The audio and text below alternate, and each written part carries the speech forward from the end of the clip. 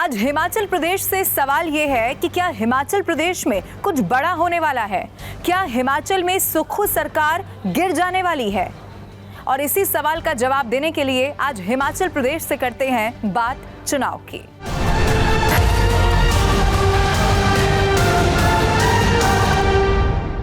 एक खबर बताने के साथ शुरुआत करती हूँ। खबर ये है, विक्रमादित्य सिंह जो पीडब्ल्यूडी मंत्री थे, हिमाचल सरकार में उन्होंने इस्तीफा दिया। लेकिन ये कहा जा रहा था कि उनकी तरफ से जो इस्तीफा है वो पार्टी से नहीं दिया गया, वो तो कैबिनेट से इस्तीफा दिया गया है। लेकिन खबर सामने आई और एक तस्वीर, जो सबसे बड़ी तस्वीर, जिसमें विक्रमादित्य सिंह ने अपनी सोशल मीडिया प्रोफाइल से कांग्रेस शब्द हटा दिया।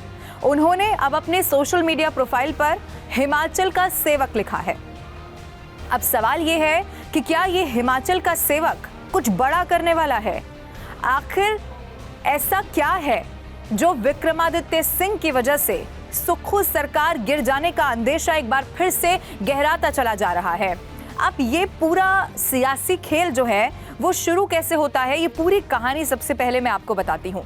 बात राज्यसभा चुनाव की थी।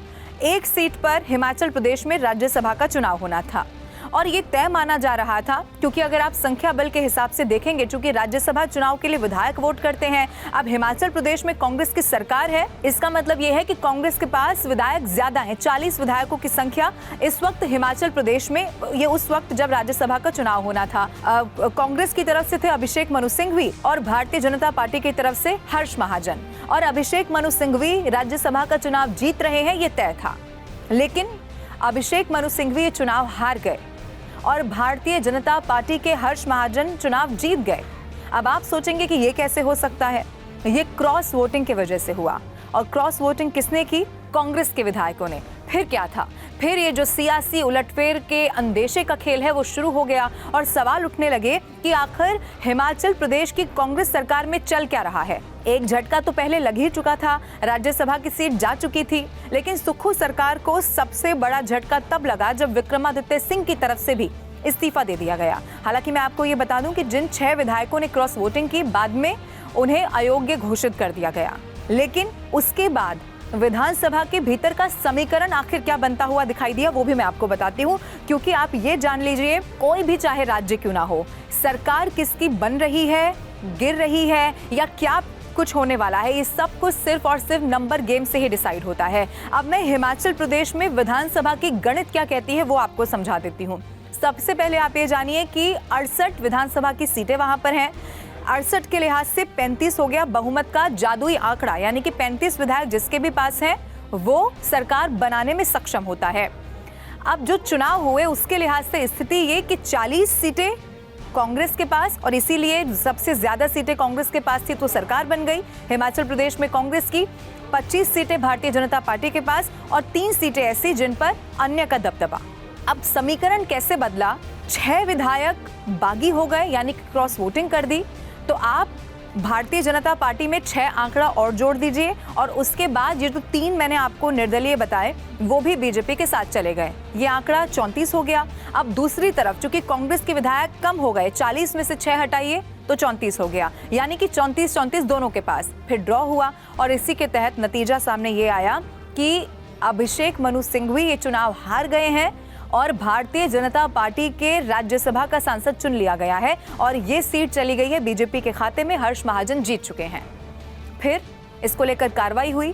6 विधायक जो बागी हुए उन्हें अयोग्य करार दे दिया गया। लेकिन अब मैं आपको ये भी बता देती हूँ कि जब उन विधायकों को अयोग्य करार दे दिया गया, तब फिर जो ये विधानसभा की पूरी गणित थी वो क्या हो गई? क्योंकि जैसा मैंने आपको बताया, 68 विधानसभा की सीटें, 40 फिर कांग्रेस के पास और 25 लिहाज जो आंकड़ों के लिहाज से पहले था वो बीजेपी के पास, फिर 3 निर्दलीय भी आप बीजेपी के साथ लगा लीजिए। लेकिन अब होता यूं है कि जब 6 को अयोग्य करार दे दिया गया तो फिर जो जादुई आंकड़ा है, जो बहुमत का आंकड़ा है, वो भी आप समझ जाइए। 68 में से आप 6 हटा देंगे तो वो वहां से 62 हो गया, यानी कि जो ओवरऑल संख्या है, क्योंकि 6 को अब आप काउंट नहीं कर सकते, और 62 के ही लिहाज से 62 के हिसाब से 32 जादुई आंकड़ा हो गया। अब आप ऐसे में अगर देखेंगे 25 + 3 यानी कि जो बीजेपी के पास है वो 28 हो गए, और यहाँ से जो संख्या है 40 से गिरकर जो 6 हट गई, यानी कि वो 34 हो गए। अब अभी की स्थिति के हिसाब से अगर मैं आपको बता दूं कि 2 विधायक ज्यादा सुक्खू सरकार के पास ही है, यानी कि 34 पर वो हैं। लेकिन अब एक सवाल ये है कि विक्रमादित्य सिंह, जो कि उन्होंने अभी तक अपने पत्ते नहीं खोले हैं, आखिर वो इस वक्त क्या सोच रहे हैं। मैं आपको आगे ये भी बताऊंगी कि आखिर विक्रमादित्य सिंह है कौन जिन्होंने एक बार खुद का इस्तीफा देकर सुक्खू सरकार की टेंशन को इतना बढ़ा दिया है। लेकिन उससे पहले आप ये जान लीजिए कि विक्रमादित्य सिंह अगर और ज्यादा विधायकों को यहां से ले जाने में कामयाब होते हैं या बीजेपी ऐसे वक्त में विधायकों को तोड़ लेती है, तो फिर आप समझ जाइए कि हिमाचल प्रदेश में एक बहुत बड़ा खेला हो सकता है और फिर उसका नतीजा ये हो सकता है कि सुक्खू सरकार गिर भी सकती है।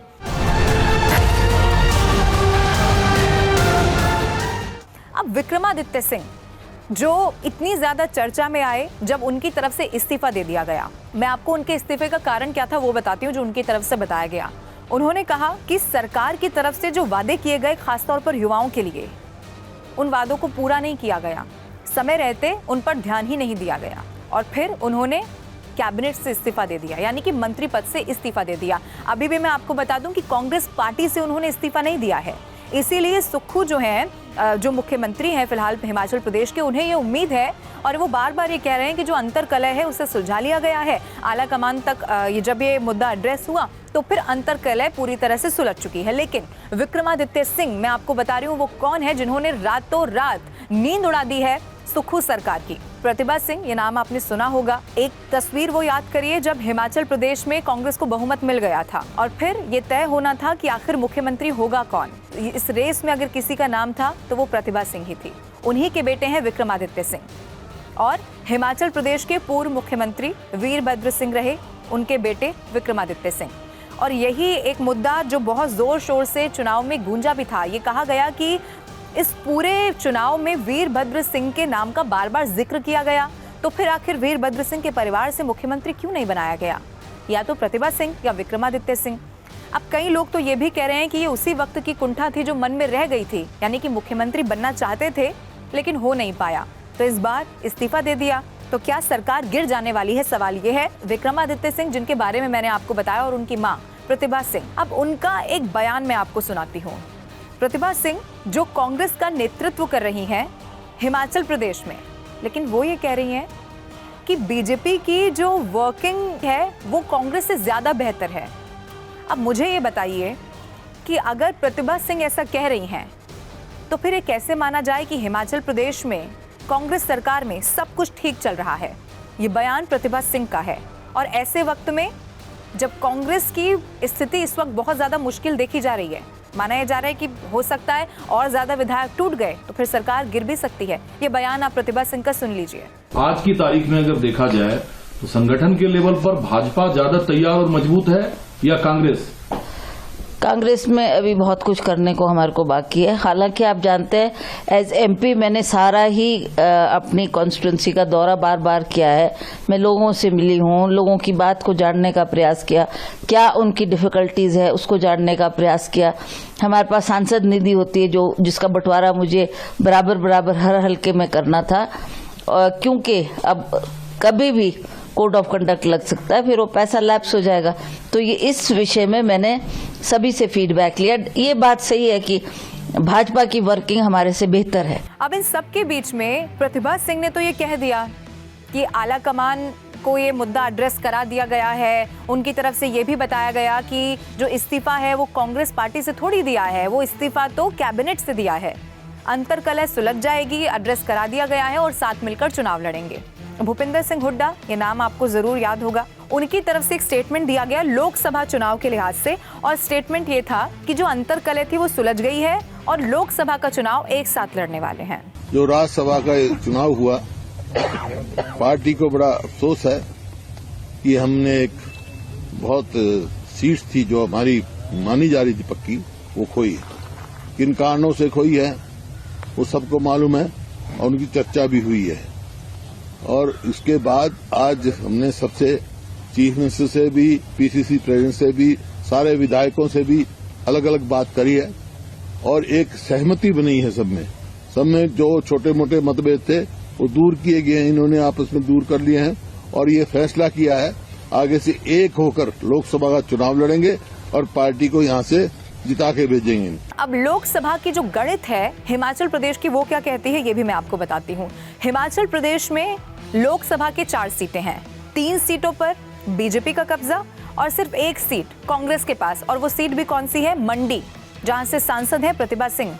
यही प्रतिभा सिंह जो विक्रमादित्य सिंह की मां है, जिनकी तरफ से जो स्टेटमेंट दिया गया वो मैंने आपको सुनाया। अब ऐसे वक्त में जब बीजेपी की तैयारी ये होगी, जो 4 हैं, 4 में से 4 ही बीजेपी पूरा अपने कब्जे में कर ले, लेकिन दूसरी तरफ कांग्रेस है कि अंतरकला क्या सुलझा पाएगी, इसको लेकर सवाल बना हुआ है। हालांकि मैं आपको ये भी बता दूं कि अगर एक संभावना ये कहती है कि सिर्फ एक केस जो अभी बीजेपी के पक्ष में दिखाई देता है जिससे बीजेपी की सरकार बन सकती है, वो संभावना ये है कि बीजेपी अगर ज्यादा विधायकों को तोड़ ले, यानी कि बड़ी बगावत हो जाए। चूंकि अगर छोटी बगावत 2 से 3 विधायक आप मान लीजिए, क्योंकि इस वक्त 28 है और अगर ये संख्या बल 32 हो चला है, तो फिर बीजेपी को आप सोच लीजिए 4 से 5 विधायकों का समर्थन चाहिए। लेकिन अगर फिर से ऐसा हुआ तो फिर से डिस्क्वालिफिकेशन हो जाएगा, और फिर से डिस्क्वालिफिकेशन हो गया तो और आंकड़ा कम हो जाएगा। इसीलिए थोड़ा पेचीदा भी है ये आंकड़ों का नंबर गेम जो इस वक्त मैं आपको बता रही हूं।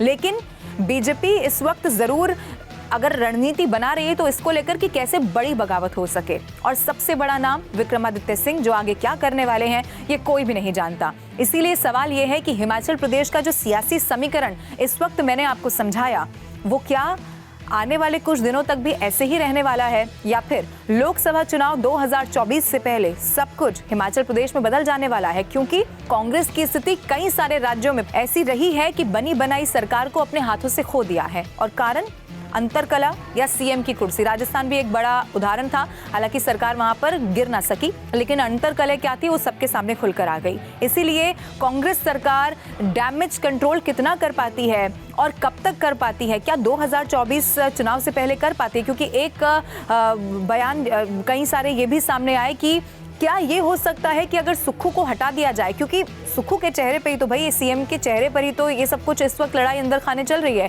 तो क्या सुक्खू को बदल दिया जाए, मुख्यमंत्री का चेहरा बदल दिया जाए तो कुछ हो सकता है। लेकिन कांग्रेस इतना बड़ा रिस्क इस वक्त इसीलिए नहीं ले सकती क्योंकि बस अब सर पर लोकसभा चुनाव 2024 है। इसीलिए सवाल ये है कि आखिर हिमाचल प्रदेश के सियासी समीकरण कब तक ऐसे ही रहने वाले हैं, इसके लिए इंतजार करना होगा 2024 के नतीजों का। 2024 लोकसभा चुनाव, और इन्हीं चुनावी नतीजों तक मैं आपसे मिलने वाली हूं हर बार किसी और राज्य की राजनीति के साथ, और फिर एक बार करेंगे बात चुनाव की।